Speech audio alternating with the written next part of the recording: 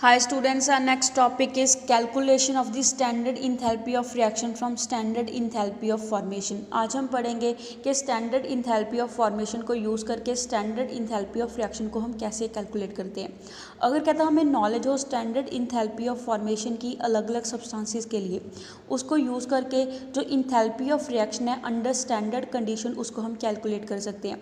इन journal कहता है जो स्टैंडर्ड enthalpy होती है किसी भी रिएक्शन के लिए that is delta R H nought, वो किसके इक्वल होती है, sum of the standard enthalpy of formation of product minus sum of standard enthalpy of formation of reactant के इक्वल होती है। इसको हम और कैसे लिख सकते हैं, that is delta R H nought is equal to summation of A I into delta F H nought of product minus summation of B I into delta F H nought of reactant के equal होती है। कहता है यहाँ पे जो summation है उसका मतलब क्या होता है, सम मीन्स हम सभी प्रोडक्ट का सम लेते हैं एंड सभी रिएक्टेंट का सम लेते हैं। एंड कहता है यहाँ पे जो ए आई है एंड बी आई है जो स्टोइकोमेट्रिक कोफिशिएंट होते हैं प्रोडक्ट एंड रिएक्टेंट के बैलेंस केमिकल इक्वेशन के अंदर। Next is enthalpy change of a reaction, कि किसी भी रिएक्शन के लिए जो इंथैल्पी चेंज है उसको हम कैसे कैलकुलेट करते हैं। कहता है हम एक जर्नल रिएक्शन को कंसिडर करते हैं दैट इज़ ए मोल्स ए के जब रिएक्शन शो करते हैं बी मोल्स बी के साथ, उस रन प्रोडक्ट क्या मिलता है, सी मोल्स सी के मिलते हैं एंड डी मोल्स डी के मिलते हैं। कहते हैं इस जर्नल रिएक्शन के लिए जो इंथैल्पी चेंज है that is delta R H nought, वो किसके इक्वल होगी, summation of delta F H nought of product minus summation of delta F H nought of reactant के इक्वल होगी। यहाँ पे प्रोडक्ट में हमारे पास दो प्रोडक्ट मिल रहे हैं that is C and D, and यहाँ पे सी मोल्स सी क्या है तो इसको हम कैसे लिखेंगे, C into delta F H nought of C plus D moles D के हैं, इसको हम कैसे लिखते हैं, D into delta F H nought of D minus reactant side के ऊपर हमारे पास क्या है, ए मोल्स ए के हैं, उसको हम कैसे लिखेंगे, A into delta F H nought of A plus B moles B के हैं क्या आ जाएगा, B into delta F H nought of B के इक्वल आ जाएगा। फॉर एग्जांपल कहता है हम कंसिडर कर रहे हैं decomposition reaction of calcium carbonate की। जैसे हमारे पास यहाँ पे रिएक्शन गिवन दे रखी है कि कैल्शियम कार्बोनेट डीकम्पोज होकर प्रोडक्ट क्या देता है, कैल्शियम ऑक्साइड गैस देता है, साथ में कार्बन डाइऑक्साइड गैस मिलती है। कहता है इस रिएक्शन के लिए जो स्टैंडर्ड इंथैल्पी ऑफ रिएक्शन है वो किसके इक्वल आएगी, delta F H nought of calcium oxide gas delta F H nought of carbon dioxide gas minus reactant side हम कैसे लिखेंगे, delta F H nought of calcium carbonate के equal आ जाएगी। यहाँ पे कहता है जो स्टैंडर्ड इंथैल्पी ऑफ फॉर्मेशन है वो हमें अलग अलग सब्सटेंसेस के लिए पता होगी, उसकी वैल्यूज़ को हम यहाँ पे यूज़ करके जो स्टैंडर्ड इंथैल्पी ऑफ रिएक्शन है उसको कैलकुलेट कर लेंगे। वो कैलकुलेट करके कितनी आ जाएगी, 178.3 किलो जूल पर मोल के इक्वल आ जाएगी। दस कहता है यहाँ से हमें क्या चीज़ पता चलती है कि जो कैल्शियम कार्बोनेट की डीकम्पोजिशन रिएक्शन है वो एक एंडोथर्मिक प्रोसेस है, बिकॉज यहाँ पे जो वैल्यू है वो पॉजिटिव में आ रही है, मीन्स यहाँ पे इसको एनर्जी प्रोवाइड करनी पड़ेगी तभी ये जाके डीकम्पोज होगा। एनर्जी हम किस फॉर्म में प्रोवाइड करते हैं, हीट की फॉर्म में प्रोवाइड करते हैं। नेक्स्ट इज कहता है जो इंथैल्पी ऑफ फॉर्मेशन होती है सभी एलिमेंट की उनकी स्टैंडर्ड स्टेट के अंदर वो हम क्या एज्यूम करके चलते हैं, ज़ीरो एज्यूम करके चलते हैं। कहता है इस बेसिस के ऊपर ये एविडेंट है कि जो इंथैल्पी ऑफ फॉर्मेशन होगी कंपाउंड की वो किसके इक्वल होगी, इंथैल्पी ऑफ कंपाउंड के बराबर होगी। जैसे हमें यहाँ पे रिएक्शन गिवन दे रखी है कि जब एलिमेंट से कंपाउंड बनता है उस दौरान कहता है जो इंथैल्पी ऑफ फॉर्मेशन है वो किसके इक्वल होगी, enthalpy of compound minus enthalpy of element के इक्वल होगी। जैसे हमने ऊपर पढ़ा है दैट इज़ कहता है जो एलिमेंट अपनी स्टैंडर्ड स्टेट में होगा उसकी इंथैल्पी ऑफ फॉर्मेशन की वैल्यू क्या होगी, ज़ीरो होगी। दैट मीन्स यहाँ पे कहता है जो इंथैल्पी है एलिमेंट की वो ज़ीरो आ जाएगी। एज रिजल्ट कहता है जो इंथैल्पी ऑफ फॉर्मेशन है वो किसके इक्वल होगी, इंथैल्पी ऑफ कंपाउंड के बराबर होगी। नेक्स्ट हमें टेबल नंबर 2 में गिवन दे रखा है standard molar enthalpy of formation of various compound.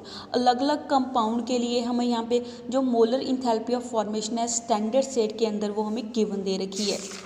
Next हम इसके रिलेटेड एक न्यूमेरिकल करेंगे दैट इज़ हमें क्या चीज़ गिवन दे रखी है, calculate the enthalpy change in the reaction. हमें रिएक्शन गिवन दी हुई है, इस रिएक्शन के लिए हमें इंथैल्पी चेंज को कैलकुलेट करना है।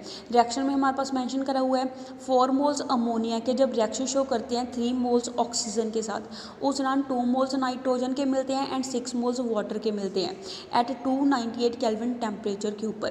कहते हैं जो इंथैल्पी ऑफ फॉर्मेशन है 298 केल्विन टेम्परेचर के ऊपर ऊपर हमें गिवन दे रखी है अमोनिया एंड वाटर के लिए।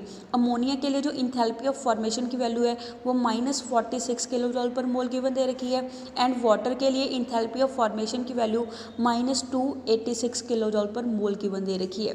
कहता है इस रिएक्शन के लिए हमें क्या चीज़ कैलकुलेट करनी है, इंथैल्पी चेंज को कैलकुलेट करना है। सबसे पहले हम क्या लिखेंगे, रिएक्शन को लिखेंगे।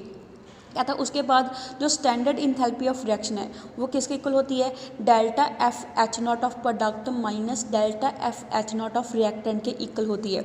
यहाँ पे प्रोडक्टेंट साइड के ऊपर हमारे पास क्या है, वाटर एंड नाइट्रोजन गैस है, तो हमारे पास क्या आ जाएगा 6 into delta F H nought of water plus 2 into delta F H nought of nitrogen के इक्वल आ जाएगा। माइनस रिएक्टेंट साइड को हम कैसे लिखेंगे, 4 into delta F H nought of ammonia plus 3 into delta F H nought of oxygen के equal आ जाएगा। यहाँ पे कहता है वाटर एंड अमोनिया के लिए जो इंथैल्पी ऑफ फॉर्मेशन की वैल्यू है वो हमें गिवन दे रखी है। ऑल्सो कहता है यहाँ पे जो ऑक्सीजन है वो अपनी किस स्टेट में है, एलिमेंटल स्टेट के ऊपर है, ऐसी नाइट्रोजन भी अपनी एलिमेंटल स्टेट के ऊपर है। कहता है यहाँ पे हमने स्टैंडर्ड टेम्परेचर को यूज़ करा है, जैसे हमने पीछे पढ़ा है कि जब एलिमेंट अपनी स्टैंडर्ड स्टेट में होते हैं उस दौरान उसकी वैल्यू क्या कंसिडर करते हैं, 0 कंसिडर करते हैं। तो दैट मीन्स कहता है जो इंथैल्पी ऑफ फॉर्मेशन है ऑक्सीजन के लिए 0 आ जाएगी, ऐसे इंथैल्पी ऑफ फॉर्मेशन है स्टैंडर्ड वैल्यू नाइट्रोजन के लिए भी क्या आ जाएगी, 0 आ जाएगी। तो कहता है ये वाली वैल्यूज़ को हम ऊपर वाली इक्वेशन में पुट करेंगे। यहाँ पे हमारे पास क्या होगा, डेल्टा आर एच नॉट किसके इक्वल आ जाएगी, 6 इंटू -286 प्लस 2 इंटू 0 आ जाएगा, बिकॉज यहाँ पे हमारे पास जो नाइट्रोजन की वैल्यू है वो 0 है एंड यहाँ पे क्या था हमारे पास जो वाटर की वैल्यू है वो हमें कितनी गिवन दे रखी है, -286 किलो जॉल पर मोल गिवन दे रखी है। ऐसे हम रिएक्टेंट साइड के ऊपर भी वैल्यूज़ को पुट कर देंगे।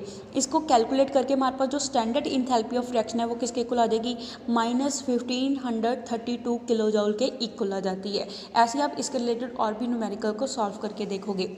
Next topic is enthalpy of combustion. अब हम पढ़ेंगे कि इंथैल्पी ऑफ कंबशन क्या होती है। कहता है जो इंथैल्पी चेंज है, जो एनर्जी चेंज होगी जब कहता 1 मोल सब्सटेंस का कंप्लीटली बर्न हो जाएगा एक्सेस ऑफ द ऑक्सीजन की प्रेजेंस में, या फिर एक्सेस एयर की प्रेजेंस में 1 मोल सब्सटेंस का कंप्लीटली बर्न होगा। उस दौरान कितनी इंथैल्पी में चेंज आएगी उसको हम क्या बोलते हैं, इंथैल्पी ऑफ कंबशन बोलते हैं। जनरली कहता है इसको हम कैसे डिनोट करते हैं, डेल्टा सी एच के साथ डिनोट करते हैं। कहता है कुछ एग्जांपल्स है कंबशन रिएक्शन की हमें गिवन दे रखी है। फर्स्ट रिएक्शन हमें गिवन दे रखी है कंबशन ऑफ कार्बन। जब कहता है कार्बन बर्न होगा ऑक्सीजन की प्रेजेंस में, उस दौरान प्रोडक्ट क्या मिलेगा, कार्बन डाइऑक्साइड गैस मिलेगी एंड इस दौरान जो इंथैल्पी चेंज होगी उसको हम क्या बोलेंगे, इंथैल्पी ऑफ कंबशन बोलेंगे, जिसको हम डेल्टा सी एच के साथ डिनोट करेंगे। उसकी वैल्यू कितनी आएगी, -393.5 किलो जॉल के इक्वल आएगी। ऐसे हमें सेकंड रिएक्शन गिवन दे रखी है कंबशन ऑफ मीथेन की। जब कहता है हमारे पास मीथेन क्या होगा, कंबस्ट होगा। उस दौरान कहता है जब मीथेन ऑक्सीजन की प्रेजेंस में कंबस्ट होता है, प्रोडक्ट क्या मिलता है, कार्बन डाइऑक्साइड गैस मिलती है, साथ में 2 मोल्स वाटर के मिलते हैं। एंड ऐसे रिएक्शन के लिए हमारे पास जो इंथैल्पी ऑफ कंबशन है उसकी वैल्यू क्या आती है, -890.3 किलो जॉल के इक्वल आती है। नेक्स्ट हमें रिएक्शन गिवन दे रखी है कंबशन ऑफ बेंजीन की। जब कहता है बेंजीन बर्न होता है ऑक्सीजन की प्रेजेंस में, उस दौरान प्रोडक्ट क्या मिलेगा, कार्बन डाइऑक्साइड एंड वाटर मिलेगा। एंड इस रिएक्शन के लिए जो इंथैल्पी ऑफ कंबशन है वो कितनी होगी, -3268 किलो जॉल के इक्वल होगी। नेक्स्ट हमें रिएक्शन गिवन दे रखी है कंबशन ऑफ इथाइल अल्कोहल। जब कहता है इथाइल अल्कोहल ऑक्सीजन की प्रेजेंस में बर्न होता है तब भी हमारे पास product carbon dioxide and water मिलता है। एंड इस रिएक्शन के लिए जो इंथैल्पी ऑफ कंबशन है वो किसके इक्वल आएगी, -1367.4 किलो जॉल के इक्वल आती है। कहते हैं जो कुकिंग गैस होती है सिलेंडर के अंदर उसमें ज़्यादातर क्या होती है, ब्यूटेन गैस फिल होती है। कहता है जब ब्यूटेन गैस की कंबस्टन होगी, जब कहता है हमारे पास 1 मोल ब्यूटेन का कंबस्ट होगा उस दौरान कितनी हीट है वो रिलीज़ होती है, 2658 किलो जॉल हीट वहाँ पे क्या होगी, रिलीज़ होगी। जैसे हमें यहाँ पे इसकी कंबशन रिएक्शन गिवन दे रखी है एंड उसकी जो इंथैल्पी ऑफ कंबशन है उसकी वैल्यू मेंशन कर रखी है। सिमिलरली जब कहता है सुक्रोज कंबस्ट होता है, सुक्रोज बर्न होगा, उस दौरान कितनी हीट रिलीज होती है, 2802 किलो जॉल पर मोल हीट क्या होगी, रिलीज होगी। इसी की भी कंबशन रिएक्शन हमें यहाँ पे मेंशन कर रखी है। कहता है यहाँ पे एक चीज़ नोट करने वाली है कि जो इंथैल्पी ऑफ कंबशन है उसकी वैल्यू हमेशा नेगेटिव में आती है, बिकॉज कहता है जो कंबशन रिएक्शन होती है वो हमेशा एक्सोथर्मिक नेचर की होती है। उस दौरान हर बार क्या होगी, हीट रिलीज होगी जब भी कोई सब्सटेंस कंबस्ट होता है।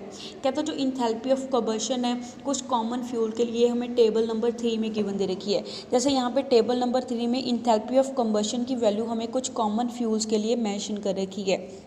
Next is efficiency of fuel and food, के फ्यूल एंड फूड की एफिशिएंसी कितनी होती है। कहता है वर्किंग मशीन के लिए जैसे फ्यूल्स हो गए कोल, पेट्रोलियम, नेचुरल गैस, कहता है ये क्या होते हैं, अंडरगो कंबशन, इनकी कंबशन होती है उस दौरान ये क्या करेंगे, एनर्जी को रिलीज़ करेंगे। कहता है जो एनर्जी रिलीज़ होती है उसी रिलीज़ एनर्जी के कारण जो मशीन है वो वर्क करती है। जितनी ज़्यादा एनर्जी रिलीज़ होगी उतना अच्छा वो क्या होता है, फ्यूल होता है। कहता है जो ह्यूमन बॉडी है, ह्यूमन बॉडी भी एक मशीन की तरह होती है जिसको वर्क करने के लिए कुछ एनर्जी की रिक्वायरमेंट होती है। कहता है जो फूड हम खाते हैं वो क्या करता है, हमारी बॉडी को एनर्जी प्रोवाइड करता है। एज अ रिजल्ट कहता है जो फूड है वो भी क्या हो गया, फ्यूल हो गया हमारी ह्यूमन बॉडी के लिए। ऐसे कहता है जो कोल, पेट्रोलियम, नेचुरल गैस है इनको हम फ्यूल्स मानते हैं, बिकॉज कहता है ये क्या करते हैं, मशीन्स है इंडस्ट्रियल प्रोसेसेस के अंदर जब ये फ्यूल्स बर्न होंगे उस तरह से एनर्जी प्रोवाइड करेंगे। ऐसे कहता है जो कार्बोहाइड्रेट है, कार्बोहाइड्रेट मेजर कांस्टेंट होते हैं हमारे भोजन के अंदर। कहता है जो कार्बोहाइड्रेट है वो ब्रोक डाउन हो जाते हैं ग्लूकोज के अंदर, या फिर हमारे पास क्या मिलते हैं, ग्लूकोज के डेरिवेटिव मिलते हैं हमारी बॉडी में। कहता है जो ग्लूकोज है वो बर्न होकर एनर्जी प्रोवाइड करता है हमारी बॉडी को। कहता है जो इंथैल्पी ऑफ कंबस्शन है, जब ग्लूकोज की कंबस्शन होती है उस दौरान हमें इसकी कंबस्शन रिएक्शन गिवन दे रखी है। दैट इज जब कहता है ग्लूकोज कंबस्ट होगा ऑक्सीजन के साथ, उस दौरान प्रोडक्ट क्या मिलेगा, कार्बन डाइऑक्साइड गैस मिलेगी, वाटर मिलेगी, साथ में 2802 किलोजूल एनर्जी क्या होती है, रिलीज होती है। नेक्स्ट इज कहता जो हमारी बॉडी है, हमारी बॉडी भी क्या करती है, एनर्जी को जनरेट करती है। जो भोजन हम खाते हैं उस भोजन से हमारी बॉडी को एनर्जी मिलती है। कहता सेम ओवरऑल प्रोसेसेस है वो किस तरह होते हैं, कंबशन रिएक्शन की तरह होते हैं। जबकि कहता जो फाइनल प्रोडक्ट प्रोड्यूस होगा after series of complex biochemical reaction, उसमें क्या होते हैं, एंजाइम इन्वॉल्व होते हैं। एंजाइम्स की वजह से वो बायोकेमिकल रिएक्शन है वो प्रोसीड करती हैं।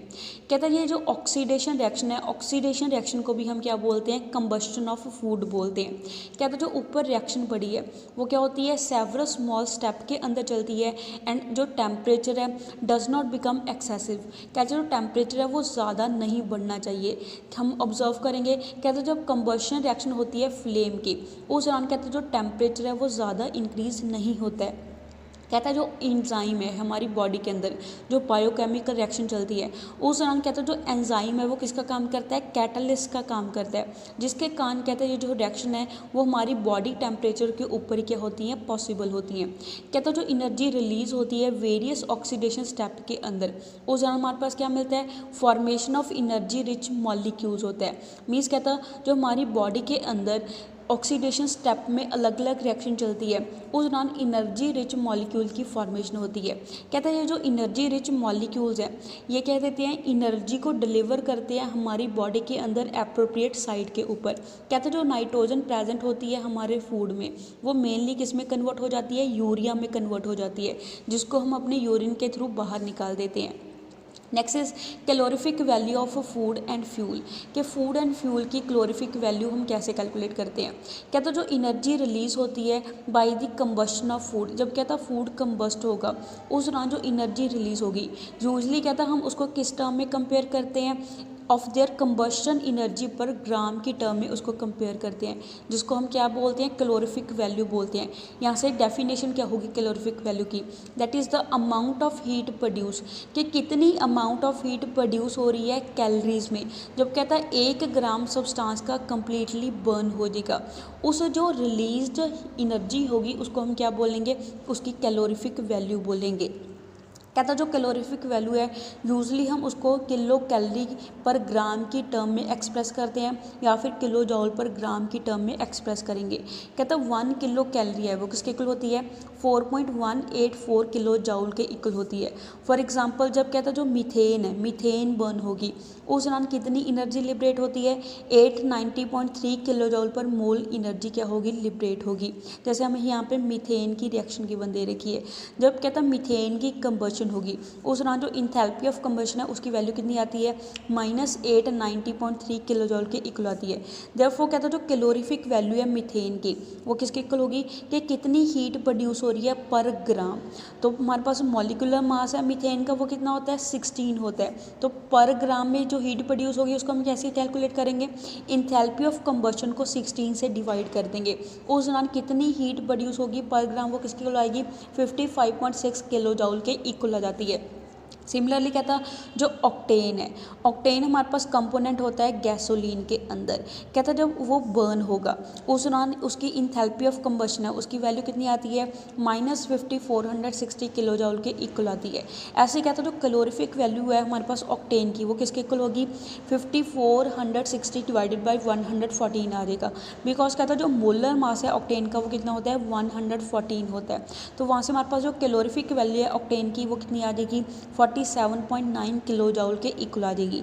ऐसे कहते हैं जो कैलोरीफिक वैल्यूज़ है कुछ इंपॉर्टेंट फूड स्टफ के लिए एंड फ्यूल के लिए हमें टेबल नंबर 4 में यहाँ पे मेंशन कर रखी है।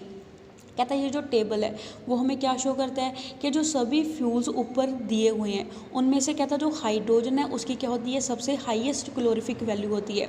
जबकि कहता है हमारे पास कुछ टेक्निशियल प्रॉब्लम के कारण उसको होल्ड करने में हमें क्या करना पड़ता है, ज़्यादा सेफ्टी रखनी पड़ती है, जिसके कारण कहता हम उसको कॉमनली यूज़ नहीं करते डोमेस्टिक या इंडस्ट्रियल फ्यूल के तौर के ऊपर।